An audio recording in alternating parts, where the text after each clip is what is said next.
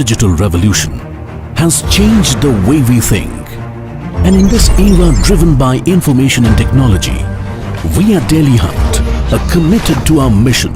Delhi Hunt was born with a mission to empower the next billion Indians to discover, consume and socialize content which entertains and enriches them. Since our inception, we have been pioneering the online news aggregation world.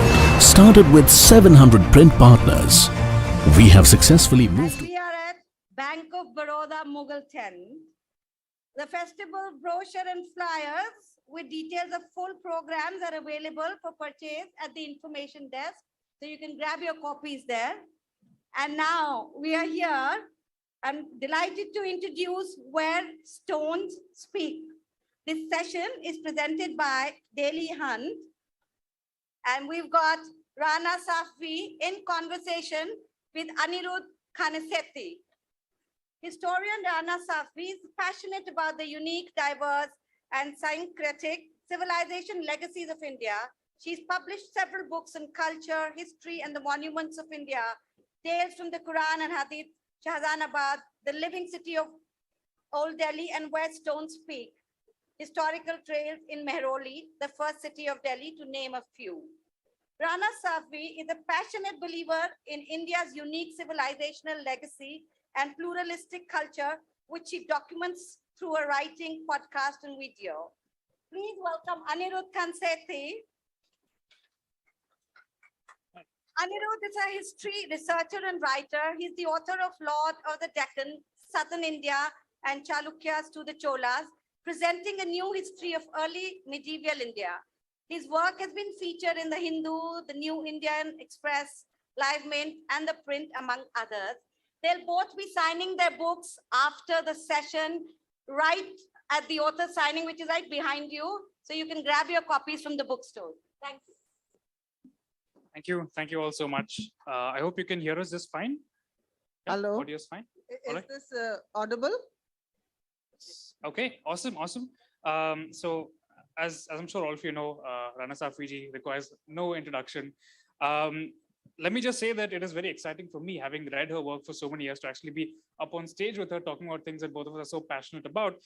So over the course of the next 45 minutes or so, we'll be getting into a whole bunch of issues related to heritage, how heritage is constructed, and how cities and monuments reveal histories to us.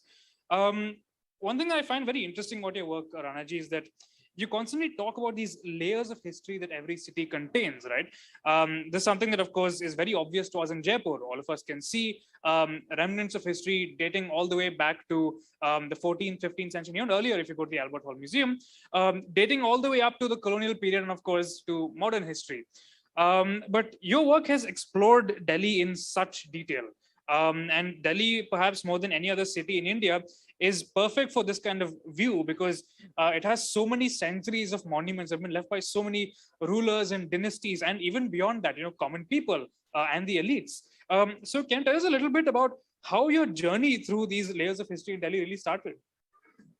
Thank you so much, first of all, to JLF for inviting me and Anirudh for moderating, and congratulations on your fantastic book. Thank you so much.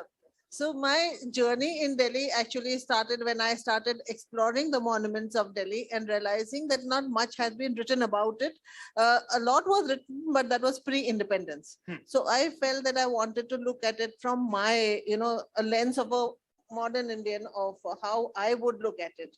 And from a historic, of course, coming from a background of history, so I wanted to give it not just, I wanted to give it a nice historical, research-based content about monuments. As far as layers is concerned, the first instance of a monument that we find is, of course, the Ashoka, minor Ashoka edict in Kailash, east of Kailash. But after that, you have documented built heritage right from the time of the Tomars, and of course, it's continuing till today. We have we can see the central vista, etc., being built.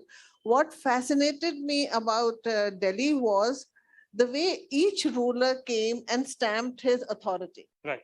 They built a new city, and as I start in my one of the books, Dariya, Badal or Hakim. That is what is needed for a new city. So you need Darya, you need water, you need Badal, that is a favorable climate, and you need a hakim, a ruler who's willing and able to invest and to his grand vision. So that, culminated in Shah Jahanabad, where all these three things you see together, and you see the vision of Shah Jahan taking shape in the form of a city which is so composite. It's built on the thing of Vastu Shastra. It's like a bow, and which is supposed to be very auspicious in Vastu Shastra, yet it is built on the principles of Hasht Bahesht. So, these things fascinate me, the layers that are underneath each building. A building is not just bricks and stones. It's, so much of the coming together of various cultures. That's a really interesting point. I think that when you think about architecture today, very often we don't realize how much architecture reveals about the society that makes it. Yes. Architecture is really a condensed social fact in a sense. And Mughal architecture, I'm sure, really reveals so much about this fascinating globalized world that they were a part of, as well as the many legacies they're inheriting, both as Muslim kings and also as profoundly Indian kings. So this Vastu Shastra example is very interesting. I think there's also a lot of Jain temples that the Mughals, or Jain buildings that the Mughals actually patronized in Delhi itself, right? One thing I'm also curious about, Ranaji, is that you mentioned about how, Shah Jahanabad showed you this layer of history. But I'm more curious also about individual stories that you may have come across as you're exploring these monuments, right? Did you ever have a moment where you were in a building or perhaps looking at something and you just felt connected to a person living many, many centuries away from you? The person I feel most connected to in Delhi, and she's the only character that appears in this new book of mine, A Saint, Folk Tale, and other stories, lesser known monuments, is Sultan Razia. Women's Day has just passed, and I think she is one woman that we don't celebrate enough. Yeah. We don't celebrate her father enough also for having chosen the daughter as his successor instead of the son, saying that my daughter is, worthy of 20 sons. And her tomb in Delhi lies in the bylanes of a place called Bulbuli Khana in old Delhi. It's quite difficult to reach it unless you know that area. And on Wikipedia, because you have two other places, so people will say, one so-called tomb of Razia. They'll give her the name of Razia Sultan instead of Sultan Razia. She was a monarch in her own right, so she deserves to be called Sultan Razia. We'll never say Iltutmish Sultan, we'll say Sultan Iltutmish. So why do we say Razia Sultan? Because, for a woman's name, if you add Sultan, Sultana, Begum, whatever, it's a consort. It's either a consort or a daughter, but she was a monarch. So these are things which I've talked about in this book of mine, the new book, as well as I've talked about it in the book on Shah Jahanabad. That Sultan Razia is somebody who had a personality of her own. She ruled, and the only thing that the contemporary historians say that she was just born of the wrong sex. Otherwise, she was a very fantastic and able administrator. So even then, and what do we remember her as? If people here are old enough to have seen, those who are old enough to have seen Kamal Amrohi's picture, will always think of Razia as Hema Malini, and they'll think of her in context with Yaqut as Dharminder as Yaqut, which is such an injustice, because nobody, we think of her in terms of a pining monarch, pining for a slave. There's no such reference to any romance in contemporary history. So why do we add her name as, think of her as in terms of a romantic image? Again, these are things which I want to, I'm passionate about, that, to give her due. First of all, Tariq-e-Firoz Shahi, which is written just within 100 years of her death, talks about the fact that Sultan Razia's tomb in Bulbuli Khana is one of the villages that we have bought for building a new city in Firozabad is Bulbuli Khana, where Sultan Razia's tomb is situated. Now, this is written in 1356. She died in 1240. So where is the confusion that you come up with that there's a grave of hers in Tonk or in Kethel? these Wikipedia entries are what irritate me, because then people say so-called, and I always keep saying, why so-called? When Tariq-e-Firoz Shah is saying that she's buried there, it's just 100 years later. They would obviously know when they're buying a land that this is where she's buried. So why the, confusion? And the second thing, the confusion about her name. So this is one character I'm very connected to. I've written a lot about her, and the fact that she trusted Yakut as a, officer. He was a trusted, the saying, officer of her father, and a kind of a mentor to her, a father figure, not the passionate lover that you see in movies. So we should see history from the lens of history, not from movies and serials and That's- WhatsApp or Wikipedia. That actually brings up a lot of very, very interesting points. One thing I found very striking was when you're talking about Yakut is that we seem incapable of understanding powerful women in history without being linked to a man. There must be a regent, or they must have stolen power from the rightful son or something or the other.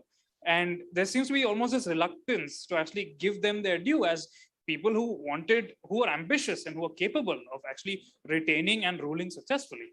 And that also, I think, connects to a few other questions I had about how heritage is constructed. You talked about how Wikipedia claims that this is the so-called tomb of Razia Sultana, Sultan Razia.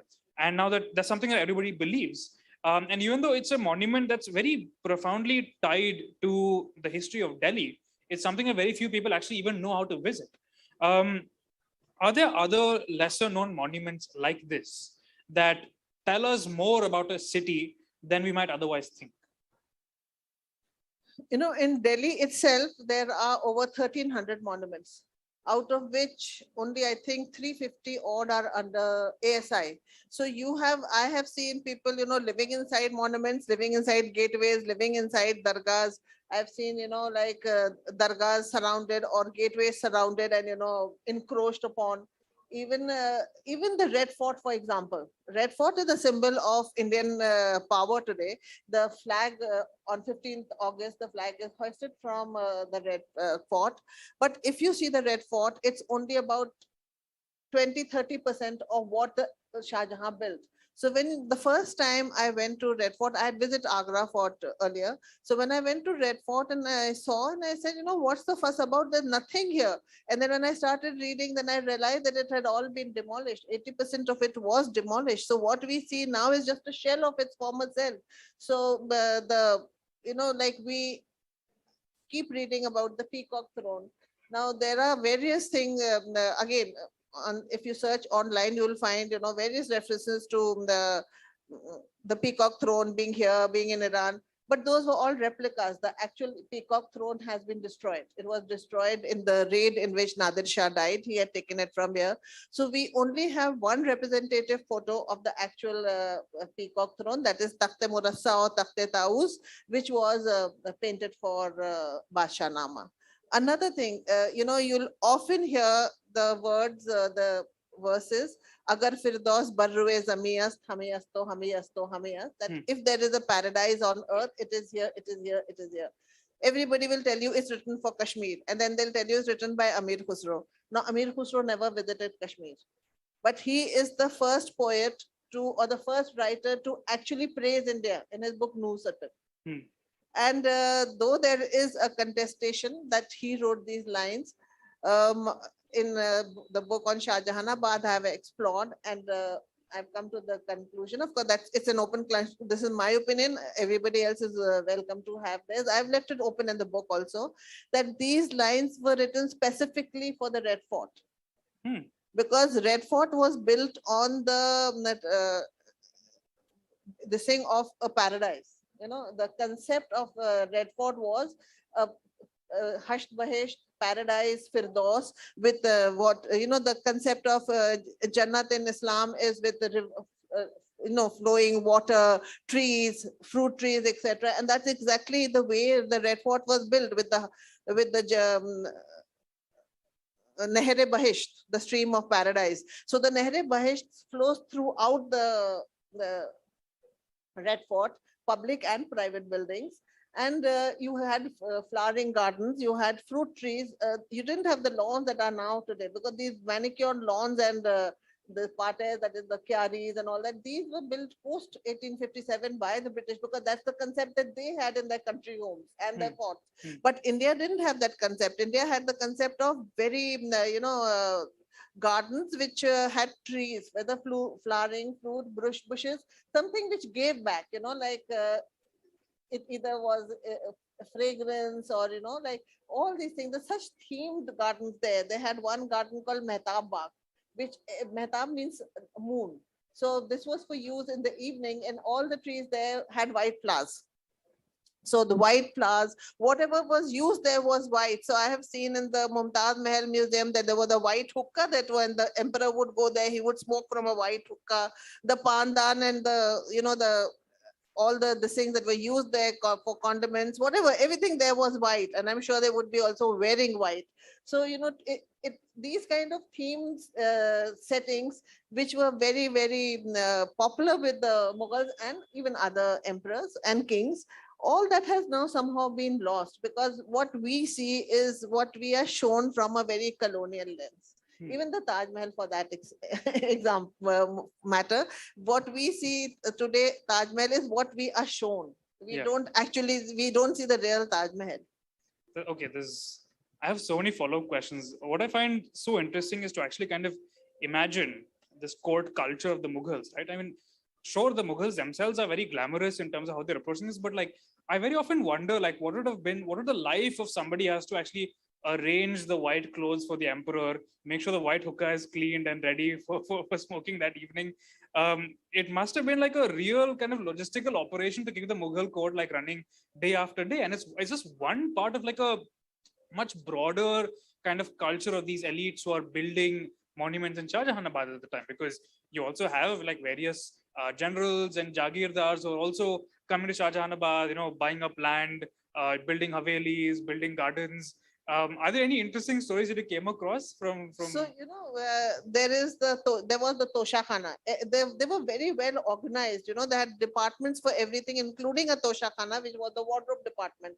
Then they had a department for the jewelry. So every day it would come, and the Basha would never repeat the clothes. The clothes would be then given away. So, of course, jewelry was not. But, in the morning when the Basha woke up, this is something that I've translated in that book called The City of My Heart, where you have that he gets up, Hakim will come, test his, nerves pakadenge, check the pulse.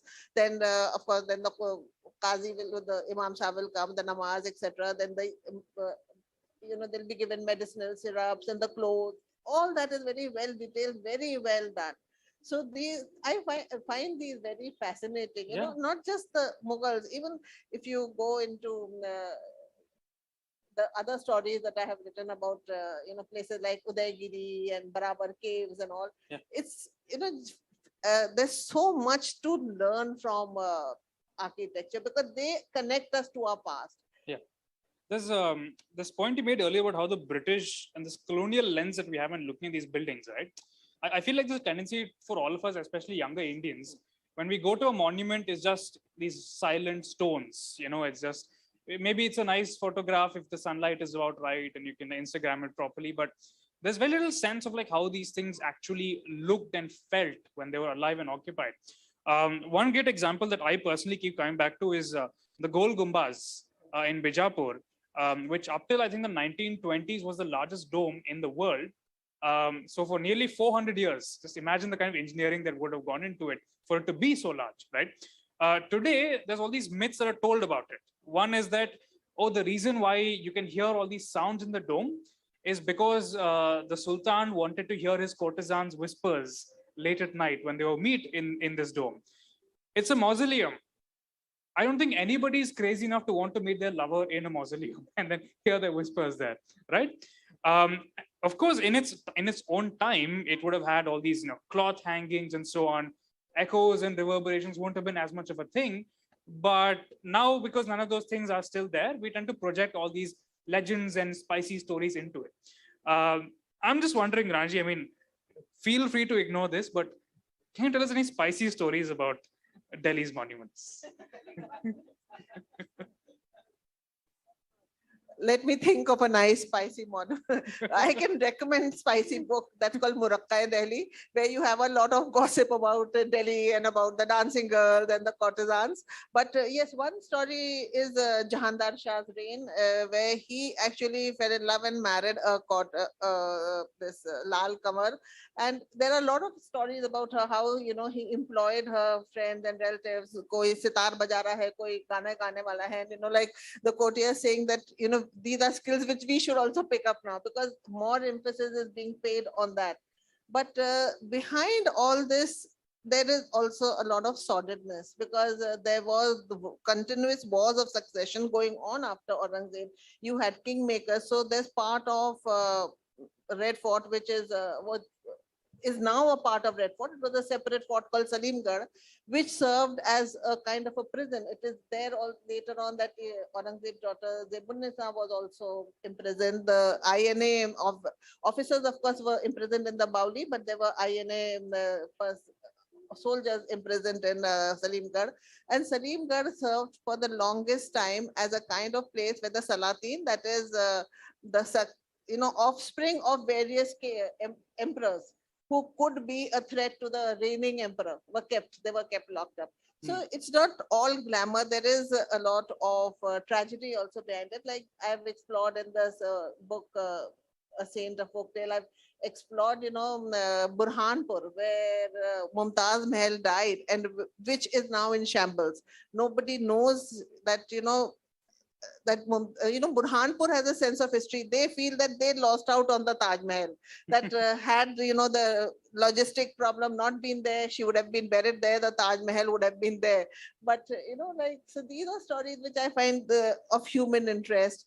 Or say the story about the Barabar Caves in Bihar. Very few people know that that is India's first built heritage, the gateway of that cave called Lomas Rishi. And it's been copied, I think, in Delhi in the Vigyan Bhavan, if I'm not wrong. One of the buildings in Delhi has that gate. So, and you realize that Ashoka is not building it for the Buddhists. This is pre that. He's building it for a sect called the Ajivikas. Yes, yes. So, these stories you get to know, and when you read the inscriptions and you realize, okay, there was a sect called the Ajivikas also living, and Ashoka is building for them. And when I went inside it, the surface is so shiny that my kitchen granite built just a year ago isn't as shining. I could see my face, I could see my reflection in the walls of the caves. They're all granite caves. And just think of it, people sitting there and polishing the kind of fervor. I went into one of the rooms which was used for meditation, and there my guide started, he said, you close your eyes. I closed my eyes. It was dark anyway, but I closed my eyes and he started chanting Buddham Sharanam Gacchami. And I could feel goosebumps, because I could imagine that somebody sitting here carving and with this kind of chanting going on from somewhere else, that kind of energy it would have given him to just sit and polish. Can you just imagine, without any, they had no tools, nothing. I don't know what they were using, very primitive tools in the 2nd BC. And yet they come up with something which even today people are trying to figure out. And it takes us 1 second to write Pinky loves Pappu. And spoil the wall. That is another reason why so many of us, we keep trying to raise this awareness that this is our heritage. We have to preserve it. It's not only just built heritage, every heritage, whether it's food, whether it's clothes, whether it's history, whether it's historical figures, every kind of heritage, it's up to us to preserve. Otherwise, what has come down through the years will be lost very soon. There's a few interesting stories that I actually want to add on to this, Ranaji. So the first is there's a site called Shigriya in Sri Lanka. I'm not sure how many of you have been. So it's a 12th century palace that was built and it has these beautiful murals of Apsaras on one of its top floors.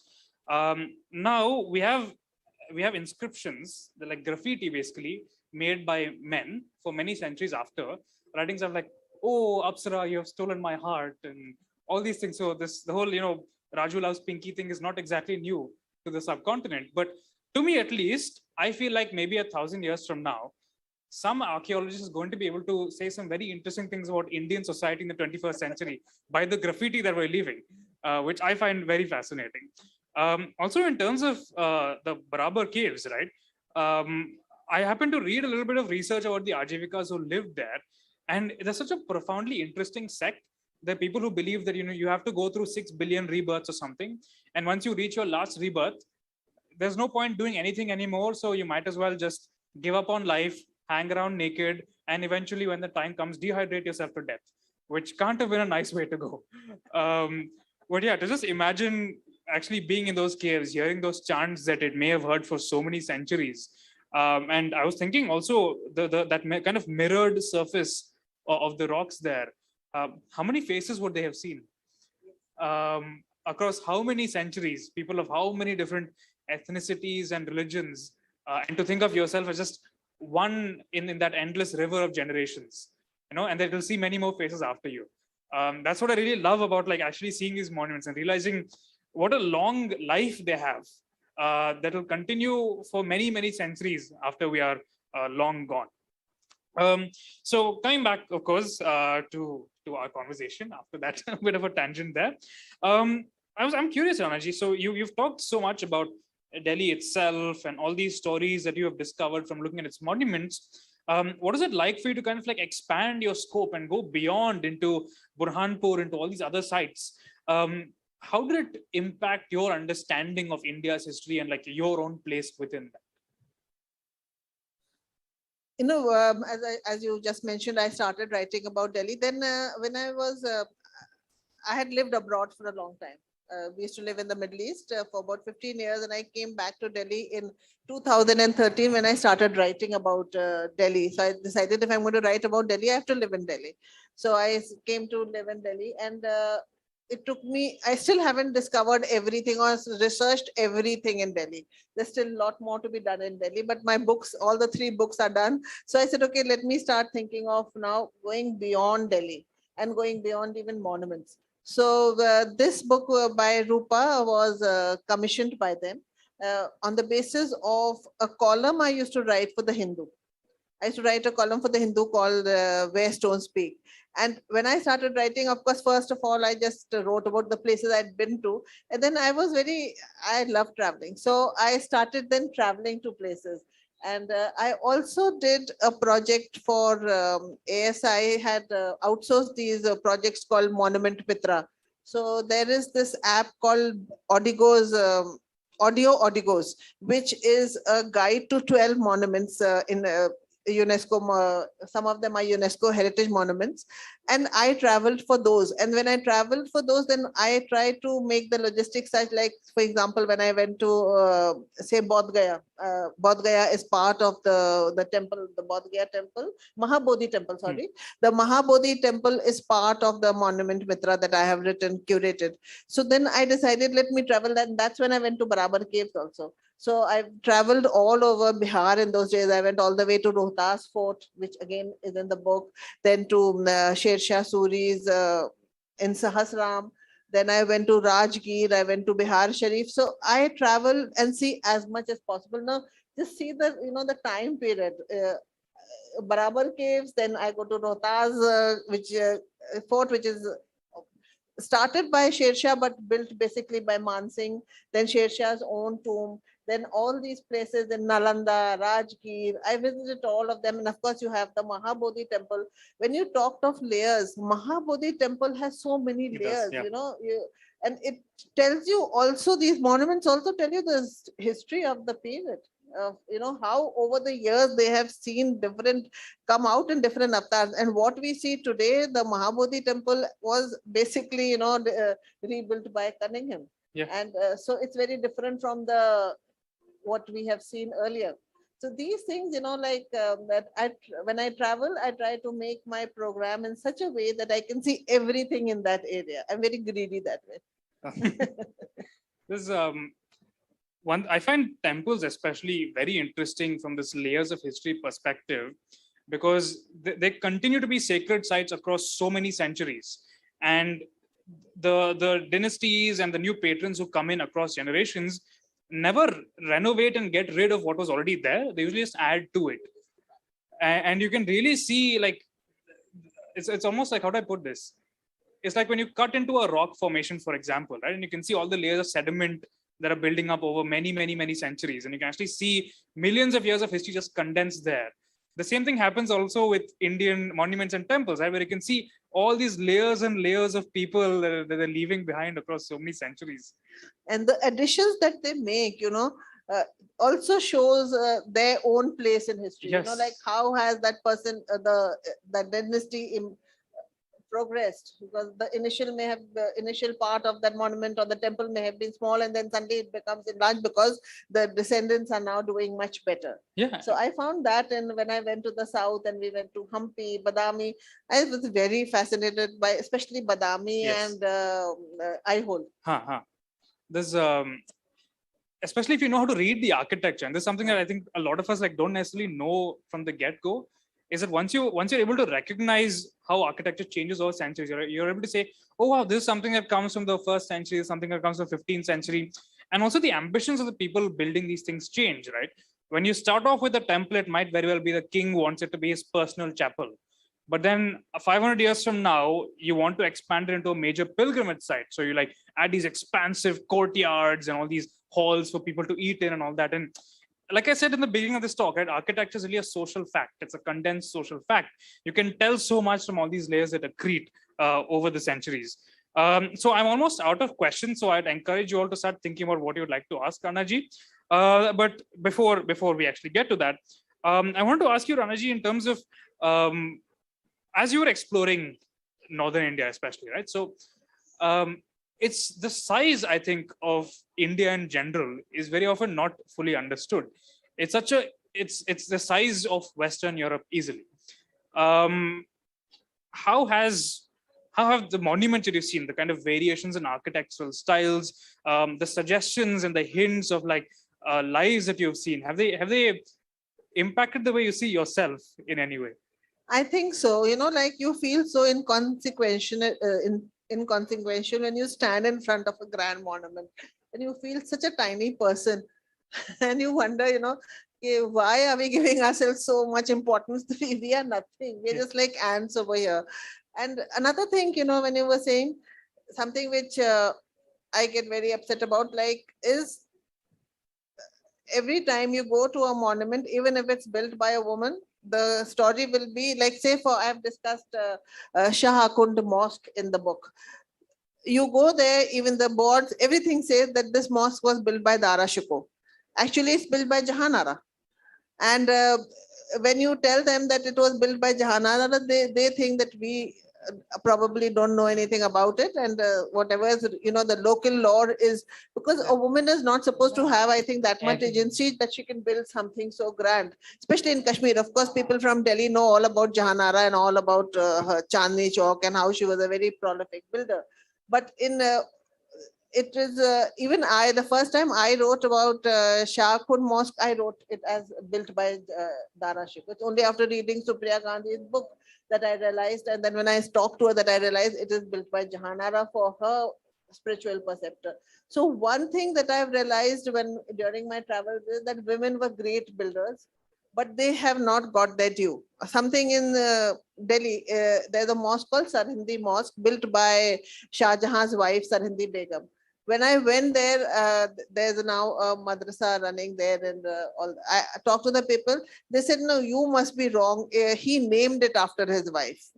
So he is so grand and great and generous that he's naming it after his wife.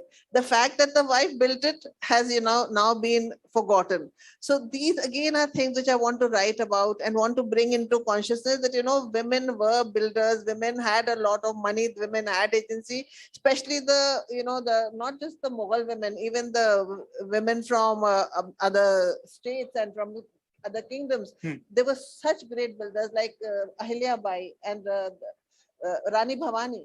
I went to Murshidabad and I went to Calcutta, and I saw much built by Rani Bhavani. So people, always think of architecture as something here really huge and big. So it cannot be built by a woman. It, must be a man's contribution. And women, of course, were probably sitting at home and cooking and doing embroidery, which is very far from the truth. And for me, when I travel, people, often talk to me and ask me, okay, does my age, does my, gender hamper me me when I'm doing, when I'm traveling like this. And that is again something I've addressed in this new book, that it's specially written for women travelers, that when you go there, what are the things you should be careful about and what are the things that you should make sure that you take with you. Like going to, say, Daulatabad, it's a huge fort. And though there are people, but I make sure if I go to some place where there will be lonely places, I hire a guide. And guides will tell you the weirdest stories. So I tell them, please don't tell me the stories. You can take my photographs. But I have engaged them for as a kind of security, because this is something that however independent I may be, or even my age, you still have to be careful. So these are things in this new book of mine. I've written tips for women travelers, that when you are traveling, these are the things in general for all travelers also, like this is the time, this is what you should be wearing. If you are going to a mosque, men should be, make sure that their shorts, if they're wearing shorts, should be below the knees. The ladies should carry, if you're going to a dargah, you should carry a scarf with you, because otherwise they will not allow you in. If you're going to a temple, what are your, the etiquette, the way you behave, all that is also important. I remember, once seeing children jumping over, the Humayun's tomb had a whole lot of graves on the platform, and there were these school children who were jumping on and off the graves. I kept telling them, I said, this is a grave. They wouldn't listen to me. Finally, I said, Bhoot nikal aayega, and they all ran away. So you have to have you have to sensitize children and everybody around us to what a monument actually is. As you said, it's a mausoleum, it's a temple, it's a, it may be a public like Abana, Neri, Bauli. It is a public monument. Whatever it is, people should know that, this is what it actually is, and this is how we should behave. It's not there, just gone there, done there, been there, taken a selfie or scratched your name over there and come away. Go and engage with the monument the way it is. If it is a temple, go there with that kind of shraddha. You're entering a temple. Like when I went to this temple in Kanpur, which I described, the oldest surviving brick temple in Kanpur. People near Kanpur, and Ishan is sitting here. I don't know whether you visited it now or not. So, that a temple is something that it's very important as far as the history of architecture goes, because you can see the rudimentary arch. It's not an arcuate arch, but they are trying to make an arch there, and you see such glorious terracotta imagery there. A lot of it has been taken away. The panels have been taken away and graced various museums all over the world. But whatever is left there, and you see the skill of somebody working in the 5th and 6th century. So, these things, when you go there, go to whichever place you go with the kind of shraddha and the kind of respect that that place deserves. One thing I really enjoy about your work is that it actually makes it possible, through providing this kind of information, for people to understand how to engage with heritage, right? Because it's not something that we very consciously kind of think about. Very often when we go to a historical site, there's this clear sense that, okay, this is different from a park. We must do different things here than a park, and we must appreciate it in different ways. The fact that you talk about this kind of thing is so much easier. I think that the accessibility of information, right? The fact that the stories, and therefore now your approach to it is going to be different, is one thing that your work does absolutely fantastically. Ranji, so one final question for me is in terms of how do you actually go about writing and researching these things? How do you collect these stories, and how do you kind of weave them together in a way that brings the monuments to life for people? So for me, my love story with monument began when I was, I think, 13 or 14 years old, and I visited Fatehpur Sikri. And I could just see everything happening. And then I was wishing that, I wish I would live in those days. So I wanted to, since then I wanted to write. Now, as far as research is concerned, whenever I visit a monument, I do read up a little about it before I go there. And then I take extensive photographs and videos, because I may not be able to visit a second time when I'm writing about it. So then I consult those, and I record. I make a lot of videos. As I said, I record my first impression. So that freshness comes when I'm writing. I also write on Instagram, etc. So I go back to refer to that. And apart from the primary, secondary sources, I rely a lot on the British gazetteers. Because the gazetteers and the reports, ASI reports, give you a lot of information of the changes that came. especially a temple like Mahabodhi, even the Barabar Caves and this Bhitargaon temple, Red Fort, you can see the changes from the gazetteers and from the ASI reports, that this is how the monument has changed over the years. This is, I just recently, Delhi Archives posted on Twitter a map of the Red Fort, giving names. Now the Red Fort there is called, I think, European Barrack Hospital. So say it may be 1860, 1850, I don't know, I've forgotten the date, but it's post 1857.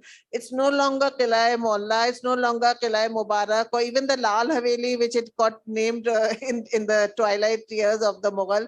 It's now European Barrack Hospital. So, gives you such a sense of the changing times. So that's why I like going through all the sources, and then of course my own. And I also do talk to all the locals. I talk to all the people around me to see what is their investment in that, because they are the stakeholders of that monument. Like just a few days ago, I was in Lucknow and I went to visit this monument called Malka-e-Alia Ka Maqbara, a very grand name. It's encroached from all sides. It's a huge tomb. It's the mother of Sadat Ali Khan, built by Sadat Ali Khan. And she was the only Hindu wife of Nawab Shujauddaulah. She's the one who built the Bada Mangal Mandir in Hanuman ji ka bahut bada mandir hai in Lucknow called Bada Mangal. She built that as after her son was born, and a way of thanksgiving. That maqbara is, totally encroached. Now there is a person living there who comes from a Nawabi family, and he is now the ASI caretaker. And he was so proudly showing me, he said, "Dekhiye, ye maine saaf kiya, maine सीढ़ियां अच्छी कर दी, पहले आप सीढ़ियों पे चढ़ नहीं सकती थी." So it's only when these stakeholders take, interest, and you involve the stakeholders into a monument, that the monument will be looked after. And इनका नाम था Tabassum Nasir. And I said, नाम आपका बहुत प्यारा है, आप शायर हैं क्या? So he said, नहीं शायर तो नहीं हूँ, लेकिन then he gave me, he said, मैं फला फला नवाब का नवासा हूँ. And he lives in one of the rooms beneath the tomb. So, and he's there all the time. So, I really love the way he has looked after it. The tomb is encroached from every side, but whatever is left, he rattled off all the names of all the ASI officers, and unse mil lijiyega, unse kahiyega thoda sa aur iske liye kare. But I could see that because of his involvement, now the tomb is, at least it's not going to fall down. So, these are also worries, that tombs which are neglected, or even temples or mosques, or anything which is neglected. There's a mosque in Mubarakpur, Kotla, which is abandoned, and it's used as a dumping ground. As a dumping ground? A dumping ground, because the people around are now all mostly people who've come from outside villages in 1924, and then after in 1947 from Pakistan after partition. For them, that mosque has no importance. So it's when you sensitize people to what is a mosque, what is a temple, why should you be respectful to the places of worship. They can be anybody's places of worship, but it is a place of worship. It's a place where you think of God, and so it is something you should respect and look after. So these are, and I see a lot of Instagrammers here. Their work is also very instrumental now, because they are trying to sensitize people to our heritage. So I do have a few follow-up questions about stakeholders and who should be involved in kind of preserving these monuments. But we have 5 minutes left, so I'm just going to quickly pause here and open up to audience questions. If you have questions, please raise your hands. Okay, exciting. All right, quite a few. Let's begin with this gentleman there.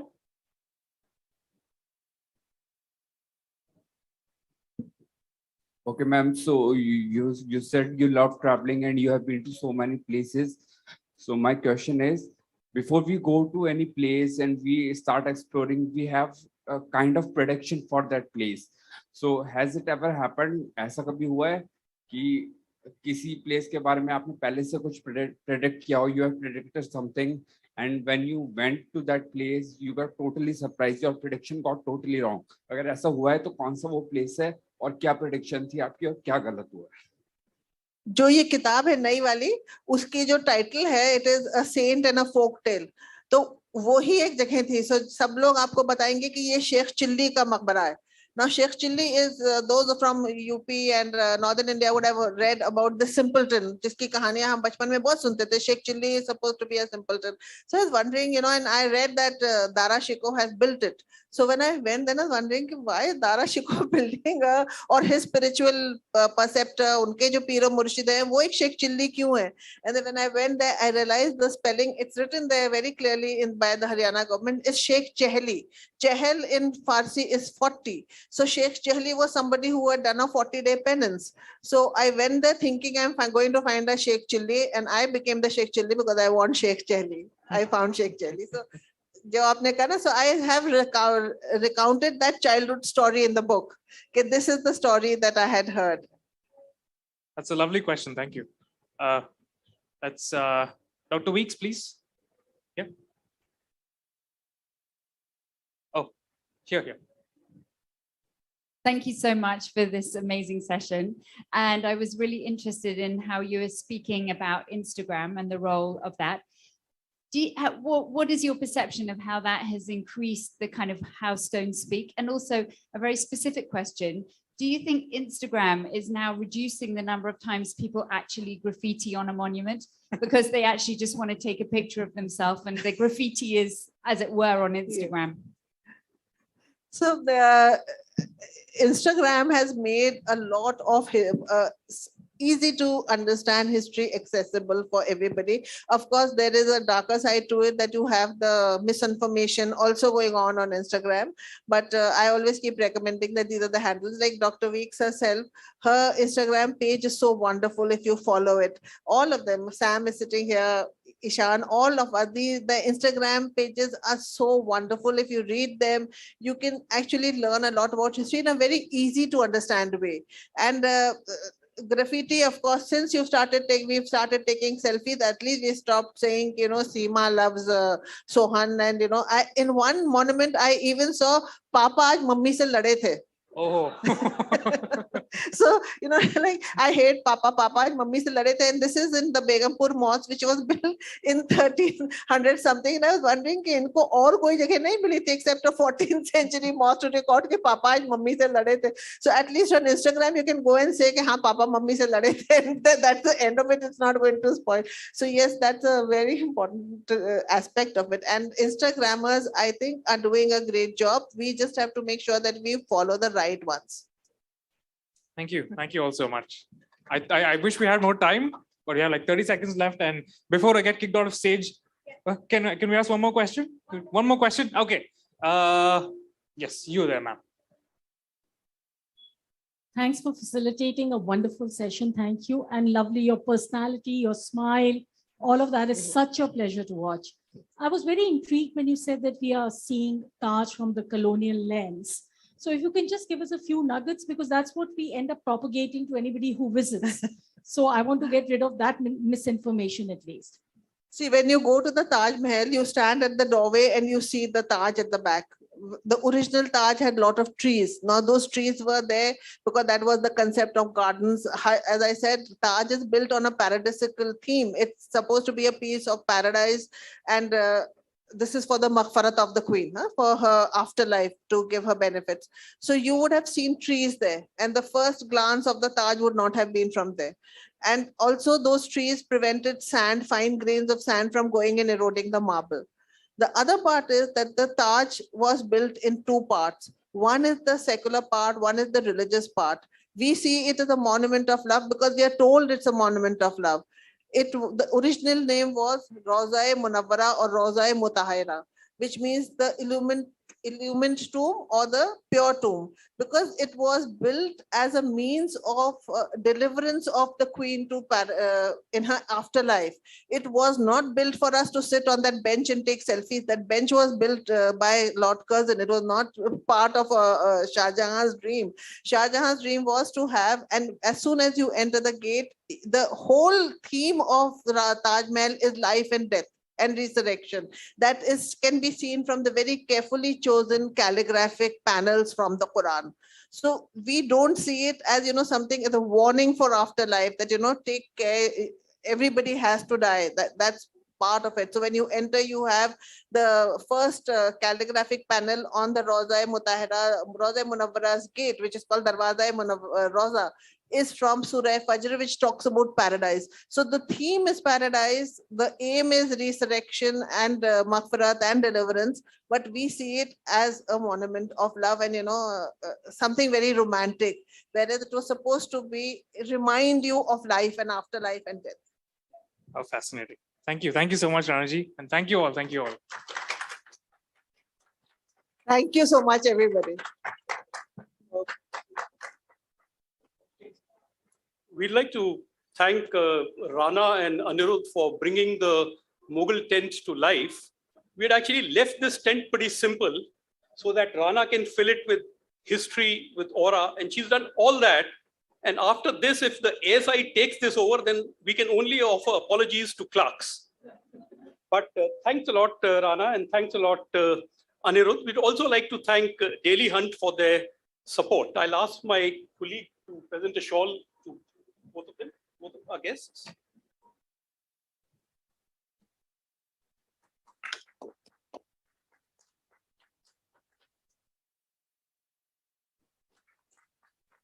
Both Rana and Anirudh will be available to sign their books, and I encourage you to, go forward and get their autographs there. The festival would like to request you all to keep the venues clean. The next session out here is also a very engaging one, and you might like to continue. So you will be, it's called the Mediterranean Wall, and Louis-Philippe Dalbert will be in conversation with Naveen Kishore. So thank you all for being with us.